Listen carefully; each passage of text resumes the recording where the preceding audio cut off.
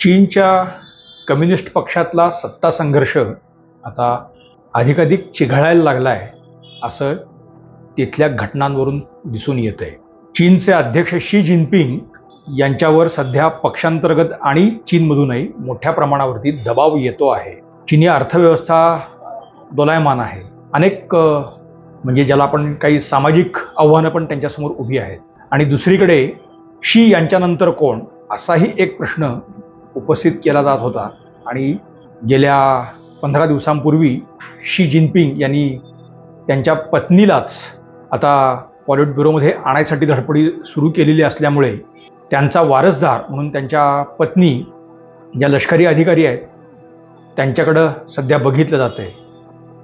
म्हणजे आपल्याकडे जसं लालू प्रसादांनी तुरुंगात जायच्या वेळेला त्यांच्या पत्नी राबडी देवी यांना मुख्यमंत्री केलं, किंवा आता अखिल ब्रह्मांडातले एकमेव इमानदार केजरीवाल ते तुरुंगात गेले त्यावेळेस सगळी सूत्र त्यांनी त्यांच्या पत्नीकडे दिली होती, तसंच काहीसं चित्र आता चीनी कम्युनिस्ट पक्षात दिसणार असं जवळपास मानलं जात आहे.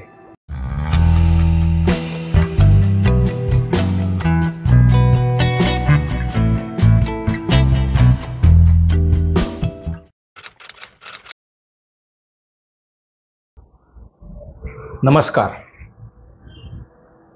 गोजोस्कोपमध्ये आपल्या सर्वांचं मनापासून स्वागत आहे.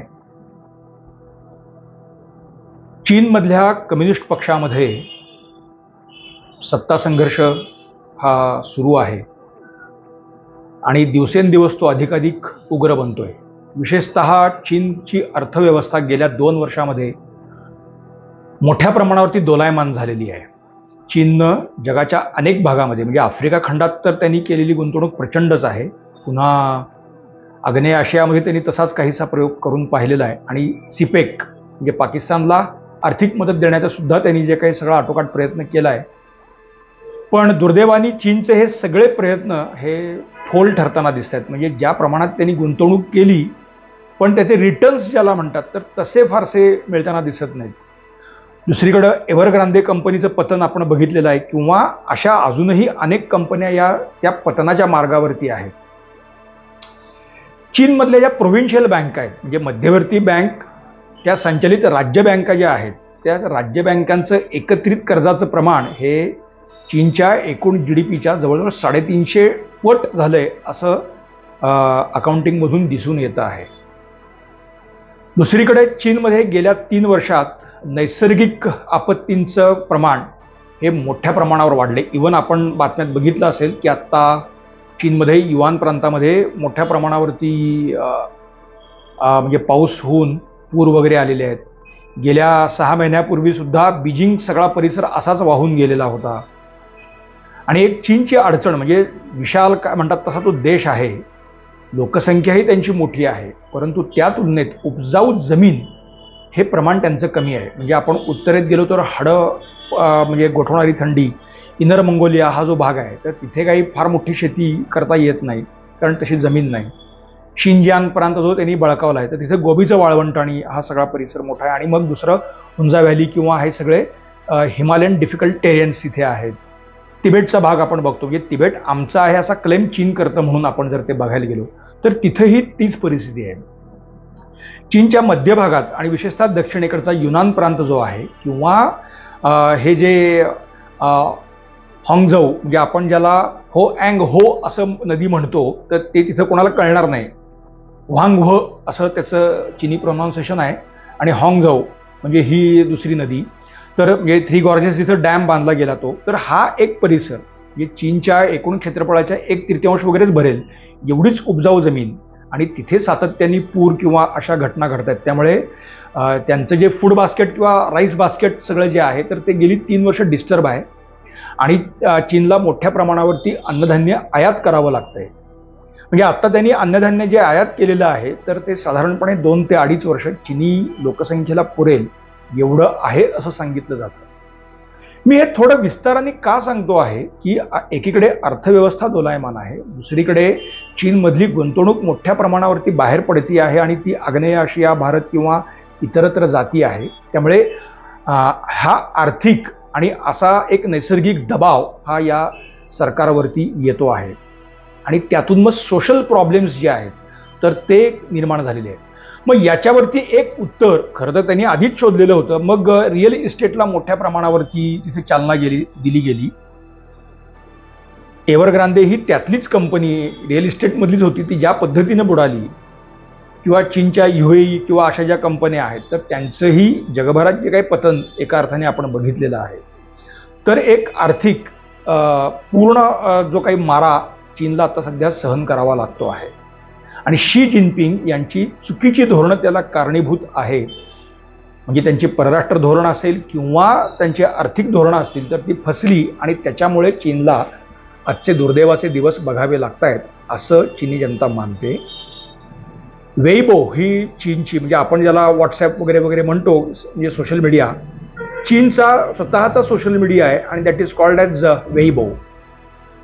तर त्याच्यावरती या शी जिनपिंग यांच्या धोरणावरती टीका आता सातत्याने होती आहे आणि चीनी कम्युनिस्ट पक्षातलेच नेते उघडपणे आता जिनपिंग यांना विरोध करत आहेत. मागच्या एका आपल्या व्लॉगमध्ये मी त्याचा उल्लेखही केलेला होता. शी जिनपिंग यांचं नाव घेऊन आंदोलन करतायत आणि घोषणा देत आहेत. हे चीनमध्ये आपल्याला पूर्वी कधी बघायला मिळाल्याचं उदाहरण सापडणार नाही. आत्ता ते घडताना दिसतं आहे. दुसरीकडे जिनपिंग यांची प्रकृतीसुद्धा थोडीशी दोलायमान आहे असं सांगितलं जातं. त्यात तथ्य किती माहिती नाही, पण त्यांचं वय झालं ही मात्र वस्तुस्थिती आहे. 70ला आलेले आहेत.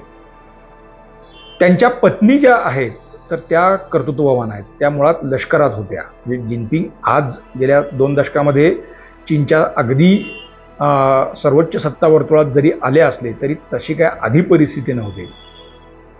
मध्यमवर्गीय कुटुंबातले हे गृहस्थ, त्यांच्या पत्नीसुद्धा तशाच मध्यमवर्गीयातून येऊन पुढे मग लष्करात.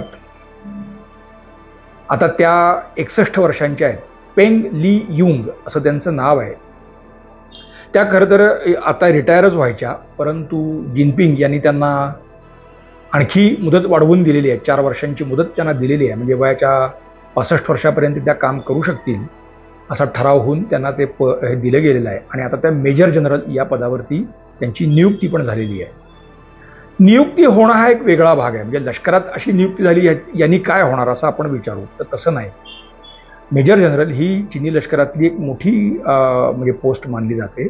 आणि मुख्य म्हणजे गेले 15-20 दिवस त्या देशभरातल्या वेगवेगळ्या मिलिटरी इन्स्टॉलेशन्सला भेटी देत आहेत आणि तिथलं सगळं मूल्यमापन किंवा हे त्यांचं सुरू आहे.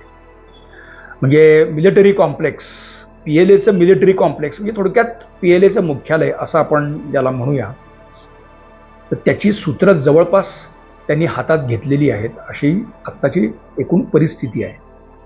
आणि अर्थात ज्याच्या हाती असे लष्कराची म्हणा किंवा दमनकारी यंत्रणेची सूत्र तर तो नेहमी वरचढ असणारच आहे. आता जिनपिंग यांच्या पत्नी म्हणजे त्या खरं तर गेल्या 4-1 महिन्यांपासूनच खरं तर वेगवेगळ्या समित्या किंवा इकडे तिकडे जाऊन त्या काही काम करू पाहत होत्या, पण तेव्हा त्याचं स्वरूप लक्षात येत नव्हतं. म्हणजे फर्स्ट लेडी आहे त्यामुळे त्या येणार असं मानलं जायचं. पण आत्ता त्यांना ज्या पद्धतीनं सेवा कालातली बढती दिली गेलेली आहे आणि मुदतवाढ दिली गेली आहे आणि त्यानंतर ज्या पद्धतीनं त्या या सगळ्यात फिरता आहेत, ॲट लेंथ म्हणजे पॉलिट ब्युरोचे सदस्य असतील किंवा वेगवेगळ्या समित्या असतील किंवा मिलिटरी कॉम्प्लेक्ससह मिलिटरी इन्स्टॉलेशन्स असतील, तिथल्या टॉप कमांडर्सशी बोलणं हे करणं, तर एका पद्धतीनं ही काही असेसमेंट त्या करतायत का किंवा त्यांना एस्टॅब्लिश करायचा प्रयत्न शी जिनपिंग यातून करतायत का असंच थेट याकडे बघितलं जातं. जिनपिंग यांना असा विरोध पूर्वी होणं शक्य नव्हतं. म्हणजे बघा शी जिनपिंग यायच्या काळामध्ये म्हणजे जेव्हा ते सत्तेवर आले, मागच्या ह्याच्यात मी बोललेलोच आहे, त्यावेळेला शांघाय म्हणजे चीनच्या कम्युनिस्ट पक्षामध्ये सुद्धा गटबाजी आहे. म्हणजे बीजिंग गट वेगळा, शांघाय गट वेगळा, ग्वांगझाऊ गट वेगळा. म्हणजे आता हे जिनपिंग ज्या प्रांतातून येतात तो ग्वांगझाऊ प्रांत तर तो वेगळा आहे. नानजिंग म्हणजे दक्षिणेची सगळे जे आहे तर नानजिंग गट आहे, फुजियान गट वेगळा आहे, शिनजियांचा गट वेगळा आहे. असे ते प्रांतवार किंवा असे सुद्धा गट आहेत. तर या गटांमधलं राजकारण मुळात आता आधी गढूळ झालेलं आहे आणि त्या पातळीवरती सत्ता संघर्ष सुरू असताना अचानक अशा काही घटना घडणं म्हणजे अशाच स्वरूपाची जेव्हा म्हणजे झू रोंगजी पंतप्रधान होते आणि त्यांचं नाव विसरलो, पण ते अध्यक्ष असताना, तर त्यावेळेला जेव्हा सत्तांतर व्हायचं होतं तर त्यावेळेला बो झी लाई अतिशय कर्तृत्ववान असा आणि तरुण नेता होता आणि अत्यंत आक्रमक होता, कल्पकही तो होता असं सांगितलं जातं. पण त्याचा काटा हा बीजिंग आणि नानजिंगच्या गटांनी बरोबर काढला आणि आता ते बो झिलाई तुरुंगात आहेत, त्यांची पत्नी सुद्धा तुरुंगात आहे. म्हणजे Jinping was not a first choice of communist party and politburo. Bo Xilai then was a first choice, but he was denied the choice and Jinping was brought into this picture. आता तसंच काहीच चित्र पुन्हा एकदा निर्माण झालेलं आहे आणि त्यांचा सक्सेसर हे गट तट ठरवत असताना अचानकपणे जिनपिंग यांनी हा उद्योग केलेला आहे. म्हणजे जिनपिंग यांच्या पत्नी पेंग या काही पॉलिट ब्युरोच्या सदस्य नाहीत. म्हणजे पक्षाचं कार्ड होल्डर असल्याशिवाय तुम्हाला लष्कर काय कुठली नोकरीच मिळणं शक्य नाही आणि लष्करात तर अजिबातच नाही. त्यामुळे त्या पक्षाच्या कार्ड होल्डर आहे, त्यामुळे यथावकाश त्या पॉलिट ब्युरोमध्ये सुद्धा येऊ शकतील आणि तशी काही गरज असते असंही बऱ्याचदा नसतं, पण ते येऊ शकतात. तर आत्ता जिनपिंग यांच्या पुढे एक सगळ्यात महत्त्वाचा भाग असा आहे की with right people, with right choice and right opportunity, एवढंच त्यांना त्यांच्या पत्नीला प्रोव्हाइड करण्याची गरज आहे असं मुळात दिसतं आहे. मग त्यातल्या त्यात उपयुक्त अशा ज्या काही समित्या आहेत त्या समित्यांवरती त्यांना आणणं, त्याच्या कामकाजाची ओळख करून देणं किंवा कामकाजाच्या ओळखीपेक्षा तिथले जे प्रभावशाली काही नेते असतील तर त्यांची सगळी लिंकेज करून देणं, हा सगळा आता उद्योग तिथे सुरू आहे असं तिथे एकूण मुळात दिसतं आहे. एक इतिहासाची पुनरावृत्ती कशी होते असं आपण नेहमी म्हणतो, इतिहासाची पुनरावृत्ती होत असते असं. चीनच्या बाबतीत तर ते होतं आहे, हे आपल्याला या एका घटनेवरून पण दिसेल. म्हणजे आधुनिक चीनचे निर्माते म्हणून माओ झेडॉंग यांच्याकडे बघितलं जातं. माओची पत्नी सुद्धा अशीच खरं तर, म्हणजे ती काही लष्करात वगैरे नव्हती, पण ती खूप महत्त्वाकांक्षी होती आणि माओचं वय जेव्हा होत गेलं त्यावेळेला प्रॅक्टिकली सत्ता तीच राबवत होती असंही मुळात सांगितलं जातं. जेव्हा माओची आर्थिक धोरणं फसली आणि त्यातून सामाजिक असंतोषाची जी काही एक तीव्रता वाढत गेली, मग त्यात ती दडपण्यासाठी माओनी सांस्कृतिक क्रांतीचा प्रयोग सुरू केला, पण त्याही वेळेला लोकांनी त्याला विरोध केलेला होता. मग माओनी रेड गार्ड्स नावाची एक संघटना स्थापन केली आणि त्याच्यामार्फत दमनकारी यंत्रणा इतकी राबवली की त्याचे सगळे विरोधक संपतील. पण एवढं होऊनही ते संपत नाही असं दिसल्यावरती 1962च्या सुमारास माओनी भारतावर स्वारी केली आणि अर्थात एकतर्फी त्यांनी युद्धविरामही घोषित केला आणि आम्ही जिंकलो अशीही आरडाओरड करायला त्यांनी चीनमध्ये सुरुवात केली. आणि मग अर्थात त्यावेळेला काही माध्यमांचा एवढा रीच नव्हता, हे सोशल मीडिया किंवा टेलिव्हिजन किंवा असं त्यावेळेला फार काही नव्हतं, तर त्यामुळे मग एक देशात पुन्हा एक वेगळा उन्माद हा तिथे निर्माण झाला आणि मग त्यातून माओ थोडा पुढे तरला, फार काही जगला नंतर असं नाही, 66-67 साली तो गेलाच. पण माओ गेल्यानंतर त्याच्या पत्नीनं सत्ता हस्तगत केली. Then she was not a politburo member or what, पण पॉलिट ब्युरोतल्या 4 सदस्यांना हाताशी घेऊन तिनं काही काळ चीनचं सत्ताकारण केलेलं होतं. दे वर कॉल्ड ॲज गँग ऑफ 4. म्हणजे चीनच्या आधुनिक इतिहासातलं ते गँग ऑफ 4 हे प्रकरण आता इथं ते सांगण्याची वेळ नाही, पण तसं तिथं तेव्हा घडलेलं होतं. आणि बरोबर तसंच काहीचं चित्र आत्ताच्या चीनमध्ये सुद्धा दिसतं आहे. एक इकॉनॉमिक कोलॅप्स दिसतो आहे आणि त्यातून कसं वर यायचं आहे, त्यासाठी काय करावं याचं एक काही तंत्र शी जिनपिंग किंवा तिथल्या अर्थतज्ञांना सापडत नाही आहे. त्यातून पॉलिटिकल अनरेस्ट आणि सोशल अनरेस्ट हा मोठ्या प्रमाणावरती दिसतो आहे. आणि बघा की चीन आत्ता तैवानवर हल्ला करायचा म्हणून दंगा करतो आहे, भारताबरोबर त्यांनी शत्रुत्व घेतलेलं आहे किंवा जपानच्यावर तो डोळे उगारतो आहे. हे एका परीनं बाह्य शक्तींचा आपल्याला धोका आहे असं चित्र निर्माण करून हा अनरेस्ट थांबवता येईल का असा प्रयत्न सध्या शी यांचा सुरू आहे आणि माओने ते युद्ध केलेलं होतं. पण परिस्थिती ही बरोबर तशाच तशीच आहे. रेड गार्डला हाताशी धरून माओनी त्यांच्या विरोधकांचा काटा काढला होता. आरोप विरोप वगैरे विषयच नाही, पण शी यांनी मात्र भ्रष्टाचार असं एक अतिशय सुंदर एक प्रकरण काढून त्याचे विरोधक संपवायचा प्रयत्न सुरू केलेला आहे. मग त्याचे परराष्ट्र मंत्री कुठं गायब झाले कोणालाच सांगता येत नाही. अर्थात मागच्या एका ब्लॉगमध्ये मी बोललेलो आहे, पण त्याचा परराष्ट्र मंत्री कुठे आहे माहिती नाही. संरक्षण मंत्री सुद्धा गायब आहे आणि तो मेलेला आहे असं सांगितलं जातं. लेटेस्ट न्यूज अशी आहे की तिथला म्हणजे कृषी मंत्री सुद्धा आता गायब झालेला आहे. गेले 10 दिवस तो कोणाला दिसलेला नाही, तो कोणाला भेटत नाही. त्यामुळे त्याचं काय झालं हेही सांगता येत नाही. एरवी जगात कुठे काही खुट्ट झालं तर ग्लोबल टाइम्स असेल, PLA डेली असेल किंवा हे तर ते त्याच्याविषयी बोंबाबोंब करतात. पण या अर्थमंत्री संरक्षण मंत्र्यापाठोपाठ आता कृषी मंत्री गायब आहे, पण त्याच्यावरती एकही अक्षर या ग्लोबल टाइम्समध्ये तुम्हाला दिसणार नाही.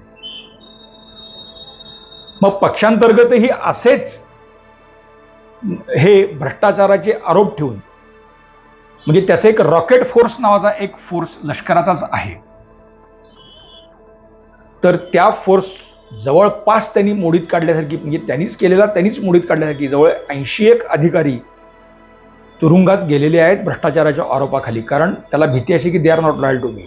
मग त्यांच्यावरती भ्रष्टाचाराचे आरोप आलेलेच आहेत. आणि या शी यांचा एक डावा उजवा वगैरे वगैरे अत्यंत जीवश कंठस्थ म्हणावा असा एक सहकारी आहे, काईची असं त्याचं नाव आहे.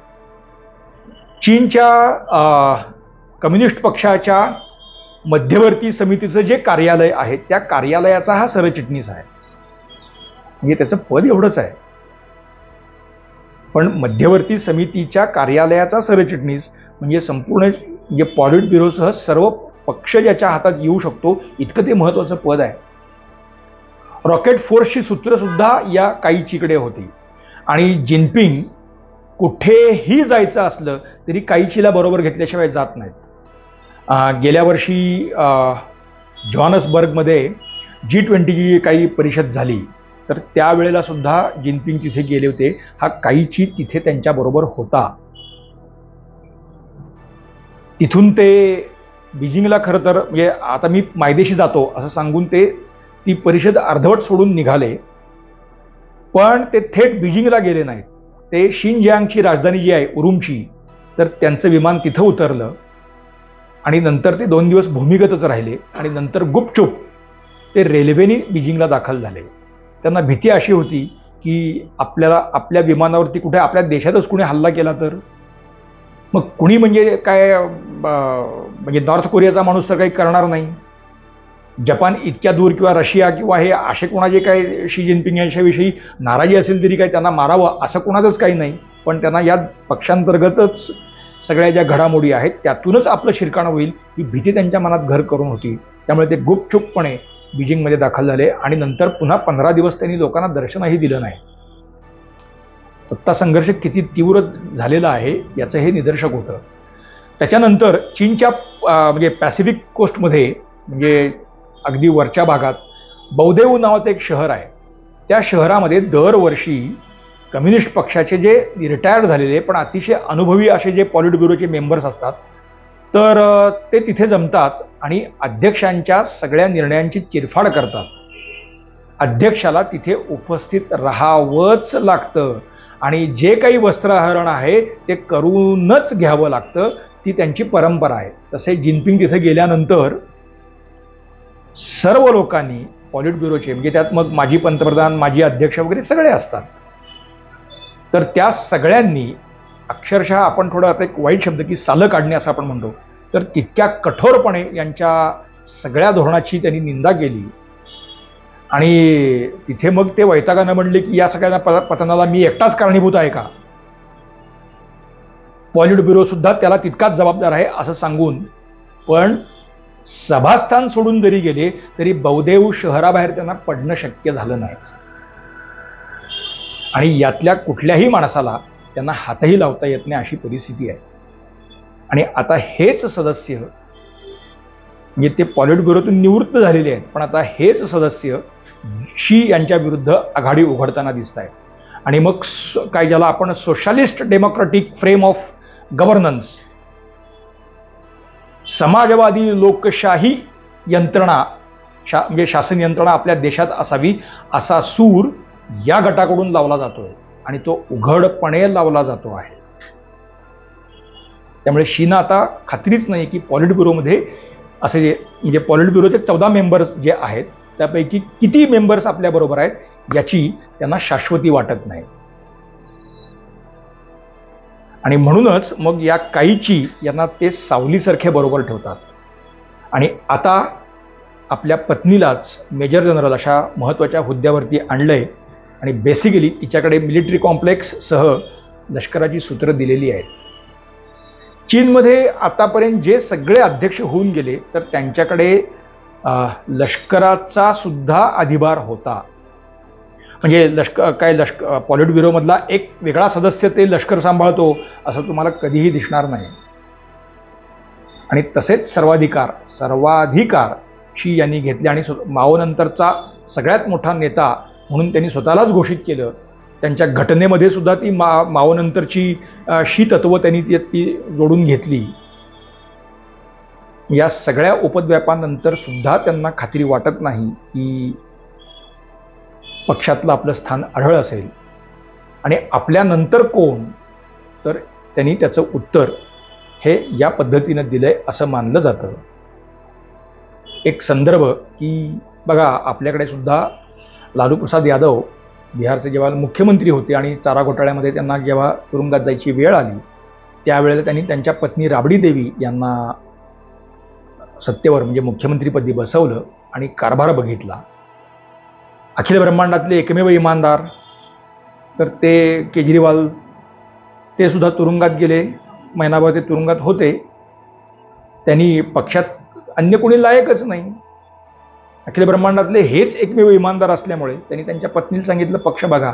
आणि आता त्याही वरून त्यांच्या पक्षामध्ये दंगा सुरूच आहे. त्यामुळे चीन असो की भारत असो की आणि कुठला देश असो, मानवी स्वभावाचे हे कंगोरे फार गमतीशीर वाटतात. तुलना म्हणून नव्हे, पण इतिहास अशाही पद्धतीने पुनरावर्तित होत असतो का एवढाच प्रश्न आहे. चीनमध्ये काय होईल ते आपण बघू. तैवानची स्वारी चीन आत्ता जे काही करतो आहे तर तोही अत्यंत इंटरेस्टिंग विषय आहे. तोही आम्ही या आठवड्यात तुमच्यापर्यंत घेऊन येणार आहोत. मित्रांनो, आमचं आजचं विश्लेषण आपल्याला कसं वाटतं आम्हाला आवर्जून सांगा. तुमच्या सूचनांचं स्वागत आहे. लाईक करा, शेअर करा, सबस्क्राईब करा आणि बेल आयकॉन दाबा. पाहत रहा गोजोस्कोप. धन्यवाद.